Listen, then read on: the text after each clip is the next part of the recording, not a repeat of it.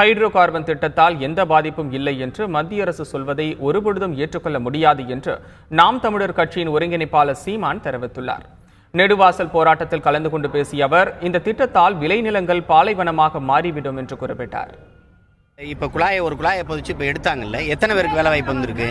மத்திய அரசு சொல்றத அந்த கருத்து இருக்கு பாருங்க, இதனால எந்த பாதிப்பும் இல்லைங்கிறத அதை நாங்க ஒருபோதும் ஏற்க முடியாது. இதை நீங்க உலக நாடுகளில் வச்சு கூட ஒப்பிடுவோம். நீங்க வாங்க, இந்த மீத்தேன், ஈத்தேன், இந்த ஹைட்ரோ கார்பன் எது எடுத்தாலும் என் நிலத்தை இது வளத்தை பாதிக்கும், என் மண்ணின் மக்களினுடைய வாழ்க்கை வாழ்வாதாரத்தை எதிர்கால தலைமுறையே நாசமாகும். நீங்க பூமிக்கு உள்ள இருக்கிற தண்ணீரை உறிஞ்சி வெளியில எடுத்து ஊத்தாம எப்படி இந்த காற்றை எடுப்பீங்க? கடல் நீரும் உள்ள வரும், அந்த கடல் நீரையும் எடுத்து வெளியில ஊத்துவீங்க. அந்த உப்பு நீரோடு தேங்கி நச்சு வேதி கலவைகள் சேர்ந்து அந்த தண்ணீரை உள்ள அதை விட்டு தான் நீங்க இந்த மண்ணை பழக்க முடியும்.